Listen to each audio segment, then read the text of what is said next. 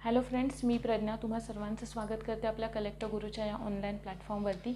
आजचं आपलं हे 46वं लेक्चर आहे, ज्याच्यामध्ये आपण लास्ट लेक्चरला जो एंडोक्राईन सिस्टीमवाला पार्ट सुरू केलेला होता तोच आज आपण पुढे कंटिन्यू करतो आहे. आजच्या लेक्चरमध्ये आपण थायरॉईड ग्लँड, पिनियल ग्लँड काय आहे, त्यांचे डिसऑर्डर्स काय आहेत हे सगळं समजून घेणार आहे. आणि याच्या पुढच्या लेक्चरमध्ये आपण ॲड्रेनल ग्लँड, त्याच्यानंतर पॅराथायरॉईड ग्लँड आणि त्याच्यानंतर काही आपल्याला नाही का ॲड्रेनल ग्लँड कोणते कोणते हार्मोन्स सिक्रेट करते आणि त्यांचे फंक्शन काय, हा सगळा पार्ट आपल्याला इन डिटेल पुढच्या लेक्चरमध्ये पाहायचं आहे. सुरुवात करूयात.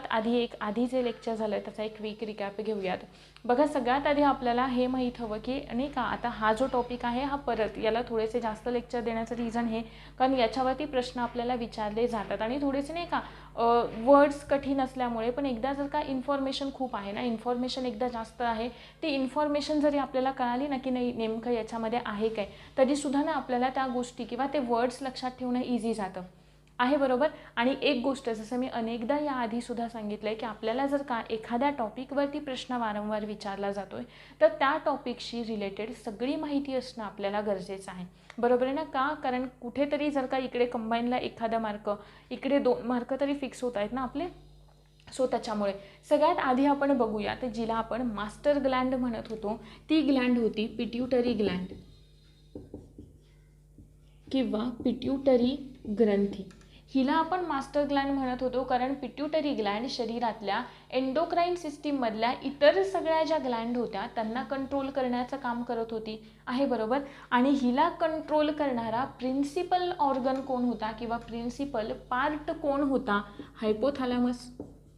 म्हणजे हायपोथॅलॅमसचे सिक्रिशन पिट्यूटरी ग्लँडला स्टिम्युलेट करतात सिक्रिशनसाठी, आणि पिट्यूटरी ग्लँड स्वतःचे सिक्रिशन करते आणि इतर ग्रंथींना स्टिम्युलेट करते की आता सिक्रिशन करा यासाठी आहे, बरोबर. आपण पिट्यूटरी ग्लँडचं हे पाहिलेलं होतं, एक स्ट्रक्चर पाहिलेलं होतं, बरोबर आहे ना. 3 लोब्सचं स्ट्रक्चर असतं. त्यातला जो पहिलावाला पार्ट असतो किंवा फर्स्ट जो लोब आहे त्याला आपण म्हणालो अँटेरियर पिट्यूटरी. दुसरा जो होता तो होता इंटरमिजिएट आणि तिसरा जो होता तो होता पोस्टेरियर. या हार्मोन्सची लिस्ट तुमच्याकडे असायला हवी. पोस्टेरियरवाले फक्त 2च हार्मोन होते. सगळ्यात पहिलं होतं ऑक्सिटोसिन आहे, बरोबर. ऑक्सिटोसिन कशामध्ये मदत करतं, प्रेग्नेन्सीच्या वेळी गरजेचं असतं. मिल्क इजेक्टिंग हार्मोन असं आपण त्याला म्हणतो, लव्ह हार्मोन असं त्याला आपण म्हणतो आहे, बरोबर. आणि मोस्ट ऑफ द टाईम हे कोणत्या मेकॅनिझममध्ये असतं, इनहिबिटिंगवाल्या मेकॅनिझममध्ये असतं. म्हणजेच काय, याची जे काही सिक्रिशन आहे ते होऊ देत नाही, रोखून ठेवलेलं असतं आहे, बरोबर. कारण फक्त गरज काही ठराविक वेळेच असते, तेव्हाच फक्त याचं सिक्रिशन केलं जातं, ज्याला आपण म्हणतो ऑक्सिटोसिन. नंतर होतं दुसरंवालं ज्याला आपण म्हणतो ADH अँटी डायुरेटिक हार्मोन किंवा वॅसोप्रेसिन आहे, बरोबर. कशाचं काम करतं वॅसोप्रेसिन, कोणाकडून सिक्रेट केलं जातं, किडनीच्या वरती असलेल्या ॲड्रेनल ग्लँड ज्या असतात त्यांच्याकडून याचं सिक्रेशन केलं जातं. आणि अजून महत्त्वाचा मुद्दा, फंक्शन काय करतात की जे DCT डिस्टल कन्व्होल्युटेड ट्यूब्यूल आणि कलेक्टिंग डक्ट की जिकडे फिल्ट्रेशन झाल्याच्या नंतर सगळं फिल्ट्रेट ज्यामध्ये कलेक्ट केलं जातं त्याला आपण म्हणतोय कलेक्टिंग डक्ट, त्याच्यामधून वॉटर रिअब्सॉर्प्शन करण्याचं काम आहे ADHचं. इंटरमिजिएटमध्ये फक्त एकच हार्मोन येतं. कोणतं हार्मोन येतं, एक मेलॅनोसाइट. मेलॅनोसाइट्स, साइट्स म्हणजे काय, सेल्स. मेलॅनोसाइट्स स्टिम्युलेटिंग हार्मोन की जे काय करेल, मेलॅनिनच्या सिक्रेशनमध्ये मदत करेल आहे, बरोबर. आणि जे काय डिसाईड करेल, आपला जो स्किन टोन असेल किंवा कलर टोन जो असेल तो डिसाईड करण्यामध्ये मदत करेल. नंतर आहे अँटेरियर पिट्यूटरीचे हार्मोन. अँटेरियरला आपण ट्रॉपिक, नॉन ट्रॉपिकमध्ये क्लासिफाय केलं. ट्रॉपिक आपण त्यांना म्हणालो की जे हार्मोन पुढे जाऊन इतर कोणाला तरी सांगतायत, स्वतः सिक्रिशन करतायत का नाही, इतर कोणाला तरी सांगतायत की नाही आता तुम्ही सिक्रिशन करा, त्यांना आपण म्हणालो ट्रॉपिक. दुसरे जे आहेत ते काय, स्वतः काम करतात असेवाले, म्हणजे जे स्वतःचं सिक्रिशन करतील असेवाले, ज्यांना आपण म्हणालो नॉन ट्रॉपिक असं आहे, बरोबर. सगळ्यात पहिला हार्मोन आहे ग्रोथ हार्मोन. ग्रोथ हार्मोन हे नाव तर सगळ्यांना इन जनरल माहीत असतं. ग्रोथ हार्मोन रिलीजिंग हार्मोनसुद्धा असतं आणि ग्रोथ हार्मोन इनहिबिटरी हार्मोनसुद्धा असतं. इनहिबिटरी म्हणजे रोखणारं, negative response. Releasing hormone RH आला, पॉझिटिव्ह रिस्पॉन्स. ग्रोथ हार्मोनला दुसरा वर्ड आपण यूज करतो सोमॅटोट्रॉपिन हार्मोन आहे. ठीक, इथंपर्यंत ग्रोथ हार्मोनमध्ये आपण 2 केसेस पाहिलेल्या होत्या. कोणत्या? जर का ग्रोथ हार्मोनची कमतरता झाली, डिफिशियन्सी झाली तर काय होईल, आणि ग्रोथ हार्मोन जास्त प्रमाणात सिक्रेट झाले म्हणजेच हायपर सिक्रेशन झालं, एक्सेसिव्ह सिक्रेशन झालं तर काय होईल. कोणामध्ये 2 कंडिशन बघितलेल्या होत्या. पहिली पाहिलेली होती आपण चिल्ड्रन्समध्ये म्हणजे लहान मुलांमध्ये, किंवा ज्यालाच आपण बिफोर प्युबर्टी असं म्हणालो होतो, एक सेक्शुअल मॅच्युरिटी येण्याच्या आधी. आणि दुसरीवाली आपण बघितली होती अडल्ट्समध्ये म्हणजे सेक्शुअल मॅच्युरिटी आल्याच्या नंतर. ठीक आहे ना. चिल्ड्रन्समध्ये काय होतं, चिल्ड्रन्समध्ये ग्रोथ न व्यवस्थित होणं. ठीक आहे. जर का अडल्ट्समध्ये झाली तर आपण त्याला म्हणतोय ॲक्रोमायक्रिया. ॲक्रोमायक्रिया हे कशाचं फीचर आहे माहिती आहे का. आता अडल्ट्समध्ये होते म्हणजे यांच्याकडे प्युबर्टी तर आलेली आहे, सेक्शुअल मॅच्युरिटी यांच्यामध्ये आलेली आहे, पण त्यानंतर जर का यांच्यामध्ये याची डिफिशियन्सी झाली तर फक्त काय होतं माहिती आहे का, काही ठराविक असे म्हणजे आपण काय म्हणतो त्याला नाही का, ठीक आहे हाईट तर प्रॉपर अशी वाढते, पण आधी जी काही हाताच्या बोटांची ग्रोथ असते ना ती प्रॉपर होत नाही, ती स्टंटेड राहते. ठीक आहे. अशा वेळी आपण त्यांना काय म्हणतो, ॲक्रोमायक्रिया असं म्हणतो. ठीक आहे. नंतर जर का एक्सेस झालं, लहान मुलांमध्ये जास्त प्रमाणात सिक्रेशन झालं तर होतोय गिगॅन्टिझम आहे. आणि जर का अडल्ट्समध्ये झालं तर होते ॲक्रोमेगॅली. आणि हे ॲक्रोमेगॅलीमध्ये ना माझ्याकडून एक थोडंसं सांगताना ग्रेव्ज डिसीजमधलं इकडे सिम्पटम्स सांगितलेले गेलेले होते. आता ॲक्रोमेगॅली म्हणजे फक्त एवढंच लक्षात ठेवा की जे शॉर्ट बोन्स असतात ना आपले, शॉर्ट बोन आपण स्केलेटल सिस्टीममध्ये शिकलेलो आहे, त्या शॉर्ट बोन्सची अनियमित अशी वाढ होते. ठीक आहे ना. फक्त एवढंच लक्षात ठेवा कशामध्ये होतं ते ॲक्रोमेगॅलीमध्ये होतं. का? कारण अडल्ट्समध्ये होतं आहे ना, त्यांच्याकडे ऑलरेडी त्यांची ठराविक अशी ग्रोथ झालेली आहे. मग हा जो प्रोग्नाथस असतो, ग्नाथस म्हणजे आपण ज्याला काय म्हणतो जबडा असं म्हणतो, क्लासिफिकेशनमध्ये ते आपण पाहिलेलं होतं. ग्राथस म्हणजे हा जो लोअर जॉ असतो ना त्याची अशी कशी ही विचित्र अशी वाढ होणं, म्हणजे काहीतरी जो काही माकडांचा कसा असतो हा जो लोअर जॉ तशा पद्धतीने तो काही लोकांचा दिसतो. ठीक आहे ना. नंतर सगळ्यात महत्त्वाचा हार्मोन आता फक्त आपण इनलिस्ट करत जाऊयात. ACTH आहे, ॲड्रेनो कॉर्टिकोट्रॉपिक हार्मोन आहे, ॲड्रेनल ग्लँडकडून सिक्रेट केलं जाईल. तिसरं आहे प्रोलॅक्टिन, मिल्क फॉर्मेशनमध्ये मदत करेल प्रोलॅक्टिन हे हार्मोन. त्याच्यानंतर आहे ल्युटिनायझिंग हार्मोन. ल्युटिनायझिंग हार्मोन कशाचा फॉर्म येतो, गोनाडोट्रॉपिक हार्मोनचा एक प्रकार आहे की जेणे का एक फिमेल्समध्ये ओव्हरीजना त्यांच्या सिक्रेशन इस्ट्रोजन वगैरे असेल त्यांच्या सिक्रेशनमध्ये मदत करेल. त्यानंतर अजून दुसरं येतं ते म्हणजे फॉलिकल स्टिम्युलेटिंग हार्मोन. ह्या अशा टाईपचे. आणि अजून एक महत्त्वाचं राहिलं आपलं थायरॉइड स्टिम्युलेटिंग हार्मोन की जे थायरॉइड ग्लँडला थायरॉक्सिनच्या सिक्रेशनसाठी काय करतील, स्टिम्युलेट करतील. हा एक चार्ट तुमच्याकडे असायला हवा. आता तुमचं एक काम आहे यातले ट्रॉपिक कोणते, नॉन ट्रॉपिक कोणते तेवढं मात्र लक्षात ठेवायचे. ठीक आहे. कारण याच्यावरती ऑलरेडी सांगितलं मी, ते पुन्हा पुन्हा सांगितलं ते लक्षात ठेवा. आपला पुढचा जो पार्ट आहे तो आहे पिनियल ग्लँड. हा झाला आपला अँटेरियर पिट्युटरी. इथे पूर्ण आपलं क्लिअर झालेलं आहे. आता आपल्याला दुसऱ्या एंडोक्राइन ग्लँड बघायचे आणि त्यातली सगळ्यात पहिली जी ग्लँड आहे ती आहे पिनियल ग्लँड.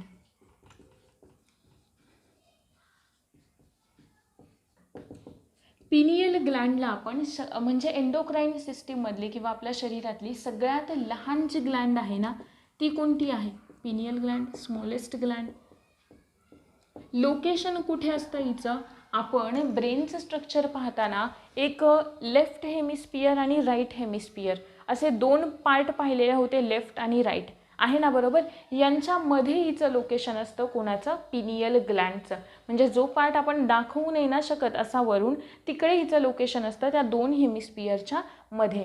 हे जे हार्मोन आहे किंवा पिनियल ग्लँड जे आहे ती पिनियल ग्लँड कोणतं हार्मोन सिक्रेट करते, मेलॅटोनिन नावाचं.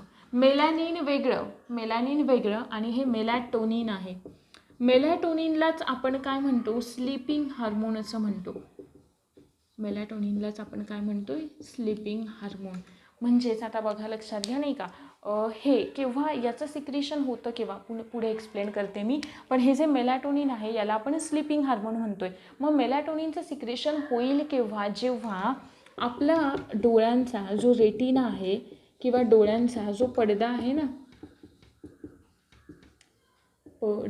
जिकडे आपल्याला इमेज मिळते त्या डोळ्यांच्या पडद्यावरती किंवा रेटिनावरती जर का लाईट नाही पडला ना, लाईट नाही आला, अशा वेळी सिक्रिशन सुरू होतं मेलॅटोनिनचं. ठीक आहे. आणि लाईट केव्हा नसतो? मोस्ट ऑफ द टाईम रात्रीच्या वेळी आहे, बरोबर. म्हणूनच आपण हे जे हार्मोन आहे ना, मेलॅटोनिन हे जे हार्मोन आहे त्याला आपण काय म्हणतो?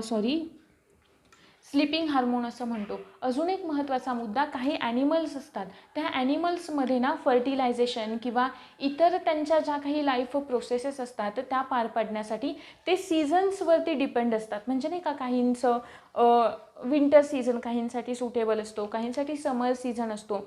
मग त्यांच्यामध्ये फरक कसा येतो बघा, जिकडे विंटर सीझनमध्ये ना आणि दुसरं आहे समर सीझन. विंटरमध्ये अर्थात आपण भूगोल तर शिकलेलोच आहे. भूगोलामध्ये आपल्याला एकतर माहिती आहे की हिवाळ्यामध्ये रात्र जी असते ती कशी असते? मोठी असते, आहे ना, बरोबर. म्हणजेच इकडे हिवाळ्यामध्ये हे जे मेलॅटोनिनचं सिक्रिशन होईल, मेलॅटोनिन या हार्मोनचं सिक्रिशन होईल ते कसं होईल? जास्त होईल. उन्हाळ्यांमध्ये दिवस मोठा असतो, रात्र लहान असते, आहे, बरोबर. म्हणजेच इकडे मेलॅटोनिनचं सिक्रिशन काय होईल? कमी होईल, आहे, बरोबर. म्हणजे अर्थात आपला जो झोपेचा पिरियड असतो ना तो सुद्धा त्यानुसार काय होतो? चेंज होतो.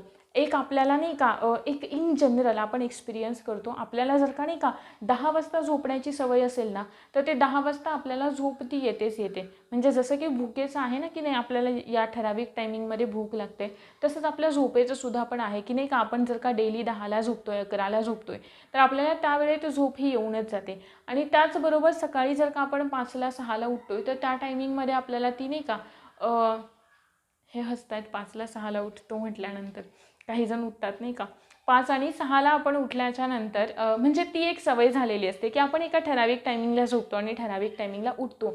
मग हे जे रिदमिक बायोलॉजिकल क्लॉक आहे, काय म्हणाले मी? हे जे रिदमिक बायोलॉजिकल क्लॉक आहे ते मेंटेन करण्याचं काम कोण करतं? हे मेलॅटोनिन हे हार्मोन करतं. ठीक आहे ना. अजून याला आपण नाही का लाईट सेन्सिटिव्ह बायोकेमिकल हार्मोन असं सुद्धा म्हणतो. काय म्हणतो याला आपण? लाईट सेन्सिटिव्ह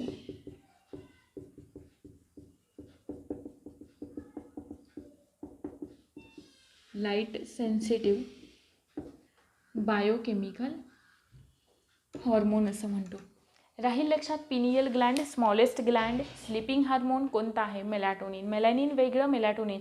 जसं की रेनिन, सिंगल एनवालं रेनिन वेगळं. सिंगल एनवालं रेनिन कोण सिक्रेट करतं? किडनी सिक्रेट करते, आहे, बरोबर आहे. आणि इकडे जे काही नाही का लहान मुलांमध्ये जे रेनिन तयार होतं ते डबल एनवालं असतं रेनिन. सो हा फरक लक्षात ठेवा. ठीक आहे. तसंच इकडे पिनियल ग्लँड क्लिअर. पुढची आणि सगळ्यात महत्त्वाची ही झाली स्मॉलेस्ट ग्लँड. आता आपल्याला बघायचे लार्जेस्ट ग्लँड कोणती आहे ती. लार्जेस्ट ग्लँड एंडोक्राईन सिस्टीममधली म्हणते बरं का मी, शरीरामधली नाही. शरीरामधली लार्जेस्ट ग्लँड विचारल्यानंतर कोणती येणार? लिव्हर येणार, यकृत येणार. इथे कोणती आहे लार्जेस्ट ग्लँड? आपली थायरॉइड ग्लँड आहे, बरोबर. थायरॉइड ग्लँडला काय म्हणालो आपण? शेप कसा असतो? H shape. सगळी इन्फॉर्मेशन जेवढी लक्षात ठेवता येते ना, ॲज इट इज स्टेट बोर्डमधलं प्रत्येक वाक्य सांगता नाही येणार, पण जेवढे जास्त सांगता येतील, जेवढं जास्त कव्हर करता येईल तेवढं आपण इथे कव्हर करून घेऊया की जेवढं तुम्हाला एक्झामसाठी सफिशियंट आहे. नक्कीच हे थोडंसं जास्तसुद्धा होतं आहे की नाही का. थेरॉटिकल डाटासुद्धा आपल्याकडून फार सांगितला जातो, पण फॅक्च्युअल डाटा हा तसाही आपल्याकडून केलाच जातो. पण आपल्याला प्रश्न जे असतात ना ते कन्सेप्ट बेस्डसुद्धा असतात. जसं की मी नर्वस सिस्टीममध्ये तुम्हाला जेव्हा सेल मेम्ब्रेनचं इलेक्ट्रिक ट्रान्समिशन सांगताना जो पंप मी सांगितला तो सुद्धा आपल्याला या राज्यसेवेला कोणत्या तरी आय थिंक ऑप्शनमध्ये तो एक ऑप्शन होता त्याचा कोणता तरी. ठीक आहे. तुम्ही ॲनालिसिस करा, तुम्हाला ते कळेल, तिकडे होता. मग अशा पद्धतीने हे थोडंसं 11वी 12वी तर अभ्यासणं गरजेचं आहे. सो आपण इन्फॉर्मेशन लक्षात ठेवण्याचा प्रयत्न करा. जरी शब्द कठीण असले तरी इन्फॉर्मेशन माहीत असली ना की आपल्याला बरोबर ते लक्षात राहतं. ठीक आहे. तिकडे डिफिकल्टी आपल्याला येत नाही. एच शेप म्हणाले. लोकेशन कुठे असतं? लोकेशन असतं just in front of trachea. म्हणजे आपली जी श्वासनलिका असते त्या श्वासनलिकेच्या थोडंसं समोर आणि आपले जे लॅरिंग्ज असतात त्या लॅरिंग्सच्या जस्ट थोडंसं वरती आहे, बरोबर. कशाचं लोकेशन असतं, या थायरॉईड ग्लँडचं लोकेशन असतं. मग हे जे थायरॉईड ग्लँड आहे ना, एच शेप असतो,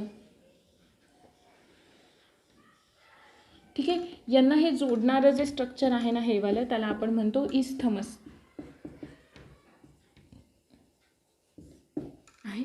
याचा आपण जर का एखादा सेक्शन घेतला, कट घेतला, झूम करू थोडं याला, तर आपल्याला ना 2 प्रकारच्या सेल्स असलेल्या दिसतात यांच्याकडे. इकडे ड्रॉ करते मी त्या सेल्स, ठीक आहे. या सेल्स असतात, यांच्याकडे हे अशा पद्धतीचं काहीसं स्ट्रक्चर असतं.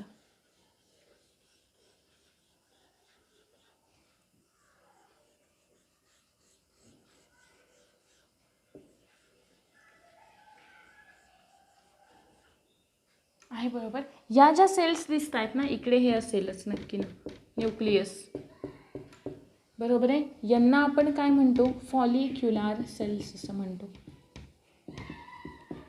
यांना आपण म्हणतो फॉलिक्युलार सेल्स. या सेल्सच्या मध्ये सुद्धा एक वेगवेगळ्या प्रकारच्या सेल्स असतात ज्यांना आपण म्हणतो पॅरा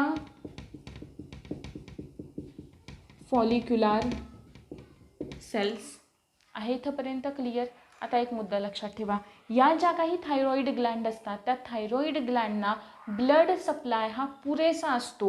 काय म्हणाले मी, कारण इकडे ज्या तुम्हाला आता मी लॉंगवाल्या काढते ना, त्या काय आहेत, तुमच्या ब्लड वेसल्स आहेत, म्हणजे यांना ब्लड सप्लायसुद्धा व्यवस्थितपणे केला जातो. थायरॉईड ग्लँड खूप महत्त्वाची आहे. का, कारण आपली जी मेंटल ग्रोथ असते, आपली जी IQ लेवल असते, ती सुद्धा कुठे ना कुठेतरी याच्यावरती सुद्धा डिपेंड करते, ठीक आहे. आता लक्ष द्या व्यवस्थित. हे जे फॉलिक्युलार सेल्स आहेत त्या फॉलिक्युलार सेल्स 2 प्रकारचे हार्मोन्स तयार करतात. तुम्ही म्हणाल हे सगळं अभ्यासण्याची का गरज आहे का, कारण थायरॉईड ग्लँड थायरॉक्सिन रिलीज करतात आणि ते थायरॉक्सिन नेमकं कोण रिलीज करतं हे आपल्याला माहीत हवं. थायरॉईड ग्लँड करते हे तर सगळ्यांनाच माहीत असतं.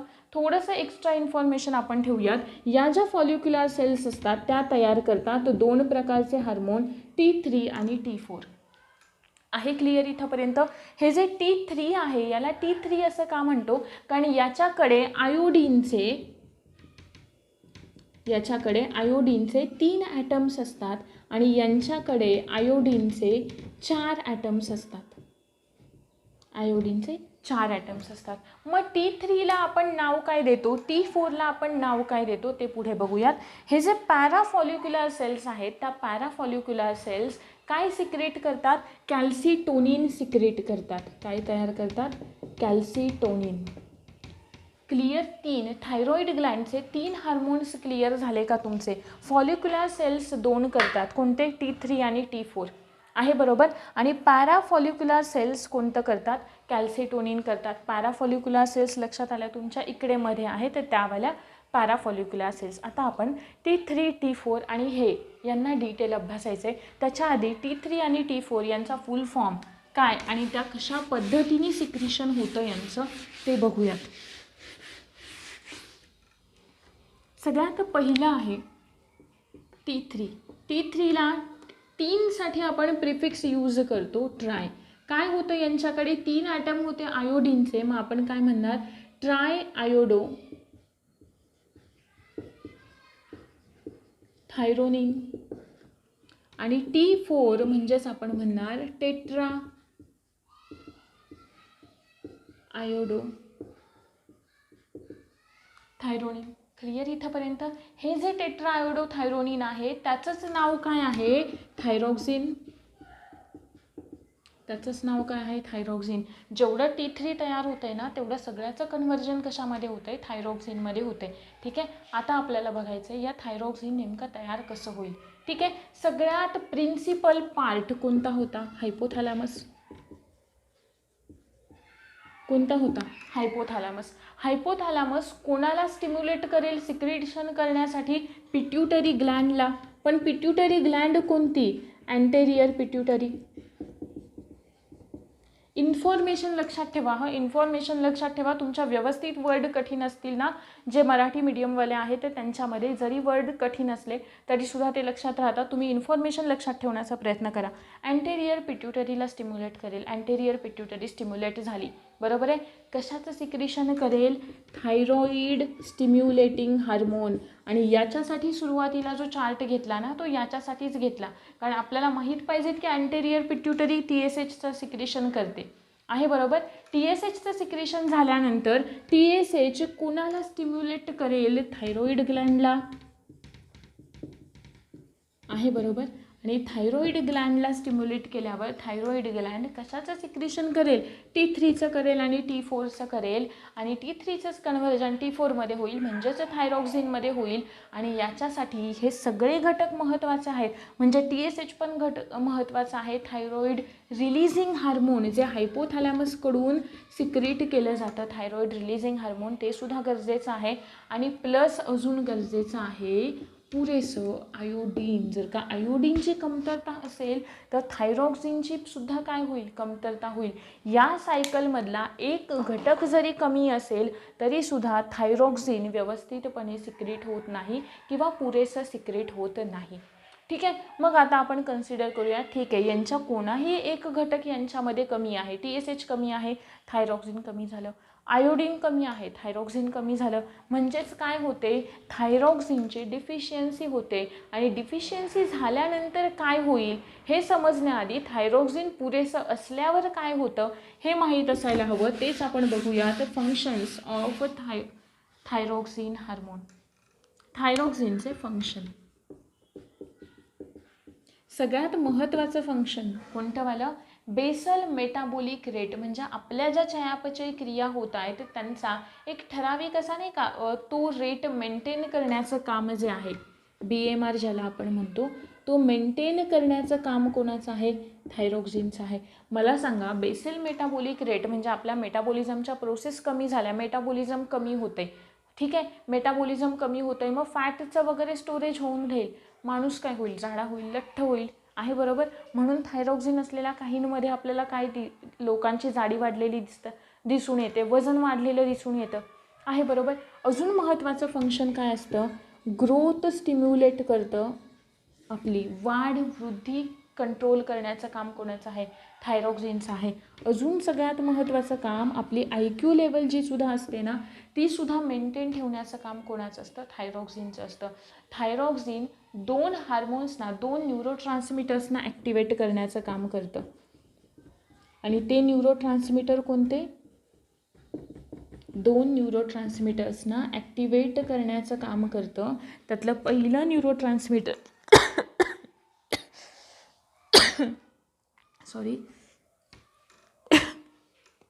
त्यातलं पहिलं न्यूरोट्रान्समिटर आहे ॲड्रेनालिन आणि दुसरं आहे नॉन ॲड्रेनालिन.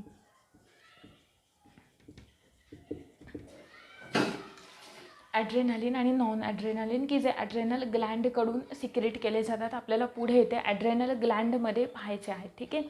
त्याच्यानंतर अजून सगळ्यात महत्त्वाचा हे जे ॲड्रेनालिन आणि नॉन ॲड्रेनालिन दोघे एकत्र मिळून काय करतात? जो हार्टबीट रेट असतात ना, हार्ट रेट, तो सुद्धा मेंटेन ठेवण्याचं काम करतात, ठीक आहे. म्हणजे किती सारे फंक्शन एका ग्लँडकडून पार पाडले जात आहेत ते लक्षात येत असेल तुमच्या, ठीक आहे. आता बघूयात, जर काय यांची डिफिशियन्सी झाली तर काय होईल? यांची डिफिशियन्सी जर का झाली तर काय होईल? डिफिशियन्सी आधी आपण बघूयात कोणामध्ये? इन्फंट्समध्ये, लहान मुलांमध्ये. जर का इन जनरल तुमच्या घरामध्ये कोणीतरी नाही का एखादी स्त्री वगैरे प्रेग्नेंट असेल, ठीक आहे ना, तर मग लक्षात येतं आपल्या, तुम्ही इन जनरल ऐकलंसुद्धा असेल की ते काय करतात नाही का, त्याची सगळ्यात पहिल्यांदा थायरॉक्सिनची टेस्ट केली जाते, थायरॉईडची टेस्ट केली जाते, बरोबर आहे ना. त्याचं रिझन आहे का? कारण जर का त्या स्त्रीमध्ये अर्थात ते जे काही इन्फंट आहे किंवा ते जे काही बेबी आहे जे त्या गर्भात वाढत आहे त्याच्यासाठी असलेला न्यूट्रिशनचा सोर्स, पोषणाचा सोर्स कोण असणार आहे? त्याची आई असणार आहे. म्हणजे त्याच्या आईकडे जेवढं काही आहे तेवढं त्या पद्धतीचे न्यूट्रिशन त्या मुलाला, त्या बेबीला मिळणार आहेत, बरोबर आहे ना. मग जर का तिच्याकडे थायरॉक्सिन कमी आहे तर त्या मुलाची गर्भातच वाढ कमी होते, त्याचे IQ लेवलसुद्धा कमी होते, त्याची मेंटल ग्रोथसुद्धा कमी होते जर का त्या आईकडे कमी असेल तर, आहे बरोबर. त्याच्यामुळे ती टेस्ट केली जाते आणि जर कमी असेल तर सप्लिमेंटरी थायरॉक्सिनसुद्धा दिलं जातं. ठीक आहे. नंतर अजून लक्षात ठेवायचं सगळ्यात महत्त्वाचा मुद्दा की काही मुलांना ना ऐकू येत नाही किंवा काहींना व्यवस्थित बोलता येत नाही, अशी सुद्धा कंडिशन होते जर का त्या मुलांच्या आईकडे थायरॉक्सिनची लेवल कमी असेल तर. आणि या डिसऑर्डरला आपण म्हणतो क्रेटिनिझम. या डिसऑर्डरला आपण म्हणतो क्रेटिनिझम असं म्हणतो. ठीक आहे. हेच जर का आपल्याला नाही का अडल्ट्समध्ये पाहायला मिळालं, ठीक आहे, अडल्ट्समध्ये जर का हा डिसीज आपल्याला पाहायला मिळाला मोठ्या लोकांमध्ये, तर तिकडे त्यांच्यामध्ये थायरॉक्सिन कमी आहे. मला सांगा, थायरॉक्सिन कमी आहे म्हणजे त्यांचा जो काही मेटाबॉलिक रेट असेल, मेटाबॉलिक रेटसुद्धा काय होईल, कमी होणार आहे. मेटाबॉलिक रेट जर का कमी झाला तर त्यांच्यामध्ये पचनच होत नाही आहे. मग जे काही फॅट आहे, कार्बोहायड्रेट आहे, ते स्टोअर होऊन राहणार आहे. स्टोअर होऊन राहिले म्हणजे त्यांची काय होईल, जाडी वाढेल. आणि असं ज्यांच्यामध्ये होतं त्यांना आपण काय म्हणतो, मिक्झिडेमा. मिक्झिडेमा आहे बरोबर. आता थायरॉक्सिन कमी आहे, मग हे जे सगळे फंक्शन आहेत ना ते कुठेतरी डिस्टर्ब होतात.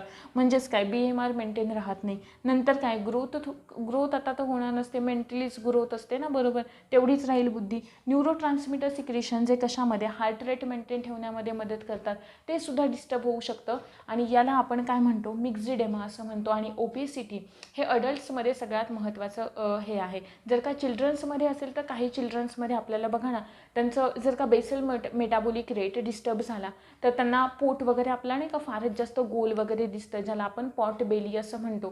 त्या प्रकारचे काही डिसऑर्डर आपल्याला पाहायला मिळतात. ठीक आहे. त्याच्यानंतर अजून हे झाले डिफिशियन्सीवाले. आता आपण बघूया जर का हायपर सिक्रेशन होते,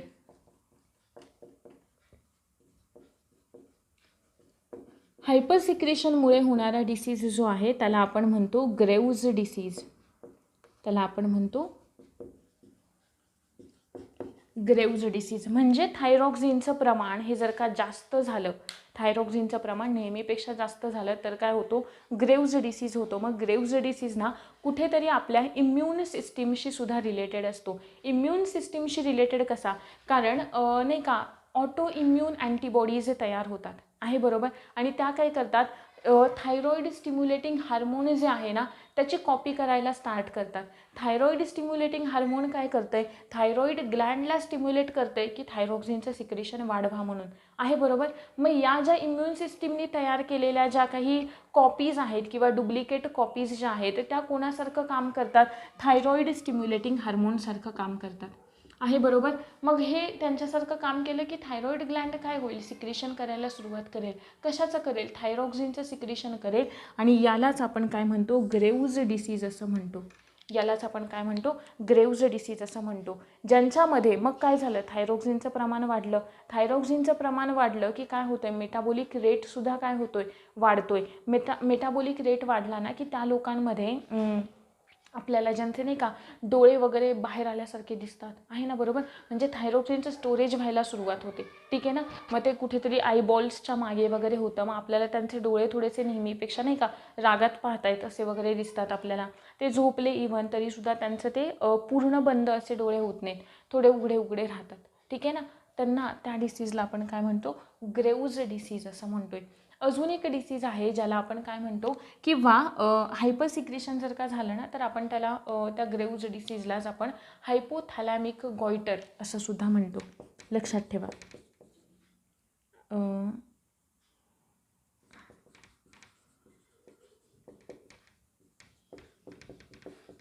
हायपोथॅलॅमिक गॉइटर असं सुद्धा म्हणतो.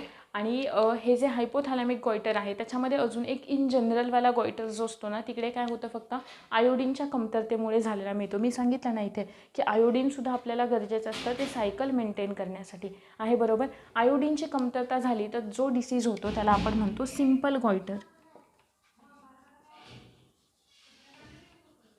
आहे बरोबर, सिम्पल गॉइटर. आणि तो जनरली आपल्याला कोणामध्ये पाहायला मिळतो की जे लोक हिली रिजन्समध्ये राहतात ना त्यांच्यामध्ये. का, कारण त्यांच्यामध्ये ते सॉईलमध्ये असलेलं आयोडीन काय होऊन जातं, निघून जातं, पावसाच्या पाण्याबरोबर निघून जातं. मग सो त्यांना ते आयोडीन त्यांच्या आहारामध्ये कमी भेटतं. म्हणून आपण ते म्हणतो ना काय नाही का, टूथपेस्ट में नमक हे क्या, तसं नमकमध्ये सुद्धा सॉल्टमध्ये आपण जे काही मीठ खातो ना त्याच्यामध्ये आयोडीन असणं सुद्धा गरजेचं असतं. म्हणून आपण इन जनरल आयोडाइज्ड मिल्क नाही रे, सॉल्ट जे असतं ना ते सॉल्ट प्रिफर करतो खाण्यासाठी. ठीक आहे. अशा पद्धतीने काही डिसऑर्डर होत्या. कोणत्यावाल्या? थायरॉक्सिनच्या डिसऑर्डर होत्या. आता आपल्याला हे थायरॉक्सिन कोण करत होतं, रिलीज कोण करत होतं, कोणाचं सिक्रिशन होतं? फॉलिक्युलर सेल्सचं. आता आपल्याला बघायचं आहे दुसरंवालं पॅराफॉलिक्युलर सेल्सचं सिक्रिशन.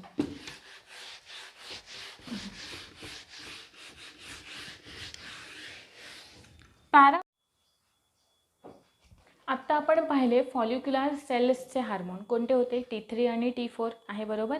थायरोनिन आणि टेट्रा आयोडोथायरोनिन. आत्ता आपल्याला बघायचं आहे पॅराफॉलिक्युलर सेल्सचे हार्मोन. कोणाचे? पॅराफॉलिक्युलर सेल्सचे. पॅराफॉलिक्युलर सेल्स कोणत्या? राऊंडवाले जे 4 वगैरे आपण पाहिलेल्या होत्या आणि त्यांच्यामध्ये लोकेट असलेल्या त्यावाल्या होत्या पॅराफॉलिक्युलर सेल्स. त्यांचा सगळ्यात महत्त्वाचा सिक्रिटिंग हार्मोन कोणता आहे? कॅल्सिटोनिन. एकच आहे कॅल्सिटोनिन. कॅल्सिटोनिनला आपण हायपोकॅल्सेमिक फॅक्टर किंवा हायपोकॅल्सेमिक हार्मोन असं सुद्धा म्हणतो आपण त्याला, संप्रेरक आहे बरोबर. हायपो म्हणजे काय? बिलो. कॅल्सेमिक म्हणजे कॅल्शियम जेवढं आहे त्याच्यापेक्षा कमी ठेवायचं. म्हणजेच याला एकच काम माहीत असतं की जेवढं काही कॅल्शियम आहे ना एक्सेसचं त्याला काय करा? कमी करा. त्याला काय करायचं आहे? कमी करायचं आहे. हा जो आहे ना तो आपण त्याला काय म्हणतो?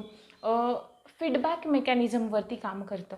फीडबॅक मेकॅनिझम म्हणजे पॉझिटिव्ह रिस्पॉन्स, निगेटिव्ह रिस्पॉन्स आहे बरोबर. पॉझिटिव्ह रिस्पॉन्स आला सिक्रिशन सुरू, निगेटिव्ह आला इनहिबिटरी रिस्पॉन्स आला सिक्रिशन कमी. आता याला कॅल्सिटोनिनला एकच काम करायचं आहे. काय करायचं आहे? कॅल्शियम कमी करायचं आहे. पण कमी कुठून करायचं आहे? ब्लडमधून कॅल्शियम कमी करायचं आहे. ब्लडमध्ये कॅल्शियम जास्त केव्हा होईल? जेव्हा आपण एकतर आपल्या अन्नामधून जे काही अन्न खातोय त्याच्यामध्ये कॅल्शियमचा इंटेक जास्त असेल तेव्हा ते वाढेल, किंवा किडनीमध्ये जे हार्मोन आहे कोणतं वालं? कॅल्सिट्रॉल. शिकलोय आपण, किडनीचे हार्मोन्स शिकलोय आहे बरोबर. ते जे कॅल्सिट्रॉल आहे ते कशामध्ये मदत करतं? कॅल्शियम आयन तयार करण्यामध्ये मदत करतं. ठीक आहे. त्यांनी जर का जास्त तयार केले तर ब्लडमधलं वाढेल आहे बरोबर. मग वाढलंय हे काम केव्हा करेल? जेव्हा एकतर कॅल्शियम आणि फॉस्फेट, कॅल्शियम आणि फॉस्फेट दोघे ब्लडमध्ये जास्त प्रमाणात वाढतील तेव्हा सिक्रिशन सुरू होईल कॅल्सिटोनिनचं. कॅल्सिटोनिनचं सिक्रिशन झालं आपोआप काय होणार आहे? कॅल्शियम कमी होणार आहे. कॅल्शियम कमी होण्याचे 2 मार्ग आहेत. 2 मार्गांनी कमी करेल. पहिलं म्हणजे ब्लडमधून ॲब्सॉर्ब करून घ्या. पहिला मार्ग ॲब्सॉर्प्शन, म्हणजे ब्लडमधूनच शोषून घ्यायचं, कमी करायचं. आणि ब्लडमधून शोषून घ्यायचं आणि मग त्याला टाकायचं कुठे? त्याला टाकायचं बोन्समध्ये. आपोआप बोन्स काय होतील? स्ट्रॉंग होतील. क्लिअर मुद्दा. दुसरा महत्त्वाचा फॅक्टर कोणता? एक्सक्रीशनमधून. एक्सक्रीशनच्या प्रोसेसमध्ये किडनीलाच सांगायचं की जेव्हा DCTमध्ये आणि कलेक्टिंग डक्टमध्ये जेव्हा कॅल्शियम आयन्स असतील तेव्हा त्याचं ॲब्सॉर्प्शन काय कर? कमी कर आहे बरोबर. इकडे आपण ॲब्सॉर्प्शन कुठे बघितलं? डिरेक्ट ब्लडमधून बघितलं, ब्लड सेल्समधून बघितलं. इकडे एक्सक्रीशन आपण किडनीलाच सांगितलं. का? कारण किडनी अजून एक मार्ग असतो की एक्सक्रीशनच्या प्रोसेसमध्ये किडनीकडे जे ॲड्रेनल ग्लँड असते तिच्याकडून कॅल्सिट्रॉलसुद्धा सिक्रेट केलं जातं. कॅल्सिट्रॉल ॲड्रेनल ग्लँडकडून नाही, कॅल्सिट्रॉलचं सिक्रिशन होतं. एक हार्मोन आहे की जे कॅल्शियम आयनच्या फॉर्मेशनमध्ये मदत करतं. किडनीला असा फीडबॅक दिला जातो की याचं जे काही सिक्रिशन आहे तेच बंद कर, याचं काम बंद कर, की जेणेकरून कॅल्शियम काय तयार होईल? कमी प्रमाणात तयार होईल. कॅल्शियम कमी प्रमाणात तयार झालं की आपोआप याचं काम काय होतं आहे? मेंटेन राहतं आहे, हा स्वतःचं काम करू शकतो आहे बरोबर. आता इकडे जर का नाही का म्हणजे याच्यामध्ये हे 2 एवढंच फक्त होतं, कॅल्सिटोनिनचं एवढंच लक्षात ठेवा. त्याच्यानंतरचं आहे पॅराथायरॉइड ग्लँड. नंतरच्या आहेत पॅराथायरॉइड ग्लँड.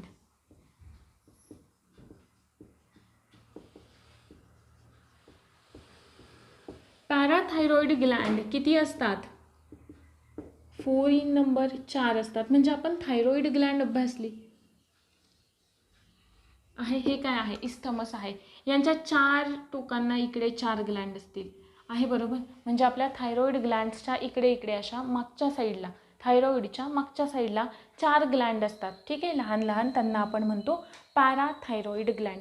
पॅराथायरॉइड ग्लँड ना उलट काम करते. कोणाच्या उलट काम करते? कॅल्सिटोनिनच्या उलट काम करते.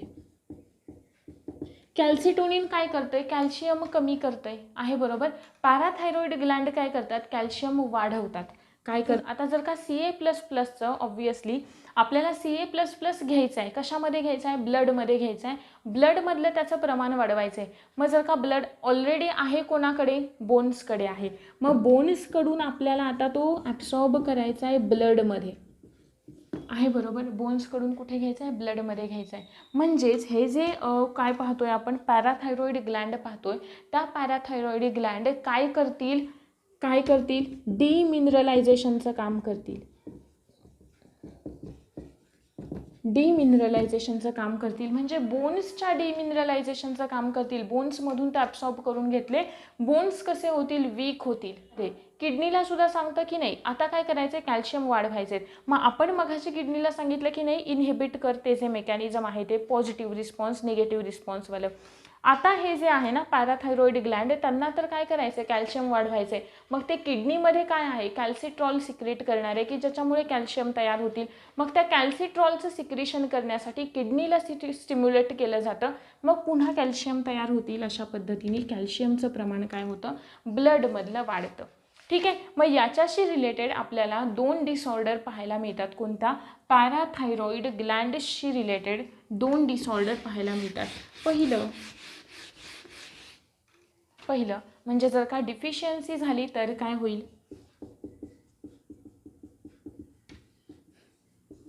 आणि जर का एक्सेस झाले, जास्त प्रमाणात वाढले तर काय होईल? एक्सेस झाले तर सिंपल आहे, आपल्या लक्षात येतं जर का कॅल्शियम आपण बोन्समधून जास्त प्रमाणात ॲब्सॉर्ब करतोय तर बोन्स काय होणार आहेत? वीक होणार आहेत. वीक होत आहेत बोन्स म्हणजेच काय? कोणता डिसीज? ऑस्टिओपोरोसिस आहे. इथंपर्यंत क्लिअर? ठीक आहे. एक्सेस झाले कशाचं सिक्रेशन? पॅराथायरॉइड डिफिशियन्सी पॅराथायरॉइड हार्मोनची झाल्याच्या नंतर कॅल्शियम आयन कमी होतील. कॅल्शियम आयन कमी झाले ना की आपोआप जे सोडियम आयन असतात ना त्या सोडियम आयनचं कॉन्सन्ट्रेशन वाढतं. सोडियम आयन्सचं कॉन्सन्ट्रेशन वाढल्याच्या नंतर तुम्हाला मसल कॉन्ट्रॅक्शन थेअरी आठवत असेल तर बघा, हे आहे टी ट्यूब्यूल. आठवतं आहे का? इकडे काय होतं? इकडे होतं एंडोप्लाझ्मिक रेटिक्युलम मसल्सवाला आहे, बरोबर. इकडे ॲक्टिन होतं आपलं आहे, बरोबर. इकडे जेव्हा इकडे एखादा मेसेज येतोय तेव्हा एने काय होत आहेत? आतमध्ये येत आहेत. एने आतमध्ये आले की याच्यामधून काय बाहेर पडत होते? Ca++ बाहेर पडत होते. आपोआप काय होत होतं? मग ॲक्टिनवरती Ca जाऊन अटॅच झाले की काय होणार आहे? मसल कॉन्ट्रॅक्शन होणार आहे, बरोबर. मग इकडे कॅल्शियम कमी होत आहेत. एनेचं जर का कॉन्सन्ट्रेशन वाढलं तर जे मसल कॉन्ट्रॅक्शन असतं ना ते आपल्या कंट्रोलमध्ये राहत नाही. म्हणजेच काय? आपल्याकडून नाही का आपल्या मसल्सच्या किंवा आपल्या हातांच्या अशा आपण नाही का अशा वेगवेगळ्या आपल्याला आपल्या इच्छेविरुद्ध सुद्धा त्यांच्या मुवमेंट ज्या असतात ना त्या होत राहतात. ठीक आहे ना? म्हणजे तो प्रकार आपल्याला कुठे पाहायला मिळतो? इकडे पॅराथायरॉइड हार्मोनची डिफिशियन्सी झाली तर आपल्याला तिकडे हा प्रकार पाहायला मिळतो आणि त्याला आपण काय म्हणतो? टिटॅनी असं म्हणतो. हा वाला डिसीजचं नाव आहे टिटॅनी. लक्षात ठेवायचे. जे कशामुळे होतं? हायपोपॅराथायरॉइडिझम. ठीक आहे. याला अजून दुसरं नाव आहे हायपोपॅराथायरॉइडिझम आणि याला आपण म्हणतो हायपरपॅराथायरॉइडिझम. ठीक आहे. हा इथंपर्यंत आपला होता 2 ग्लँड्स ज्या आज आपण कंप्लीट केलेल्या आहेत. थायरॉइड ग्लँड, पॅराथायरॉइड ग्लँड आणि पिनियल ग्लँड. होप सो की हा जो तिन्हीवाला पार्ट असेल याच्यामधले शक्यतो थोडासा पाठांतराचा भाग जास्त आहे. नावं थोडीशी डिफिकल्ट आहेत पण तरीसुद्धा लक्षात ठेवण्याचा प्रयत्न करा. डिफिशियन्सीमुळे काय होतं? एक्सेसमुळे काय होतं? आणि याच्या पुढच्या ज्या काही ग्लँड्स आहेत ज्याच्यामध्ये आपल्याला थायमस ग्लँड पाहायचे, ॲड्रेनल ग्लँड पाहायचे, ते वेगळे वेगळे नाही का हार्मोन्स पाहायचे आहेत ज्यांच्यामध्ये मिनरलाइज्ड हार्मोन्स आहेत, त्याच्यानंतर ग्लुकोकॉर्टिकॉइड हार्मोन्स आहेत, किडनीवाले, ते सगळे पाहायचे आहेत. ते आपण येणाऱ्या पुढच्या लेक्चर्समध्ये पाहणार आहोत. होप सो की तुम्हाला हा जो पार्ट आहे तो समजलेला असेल ग्लँड्सचा. Thank you very much.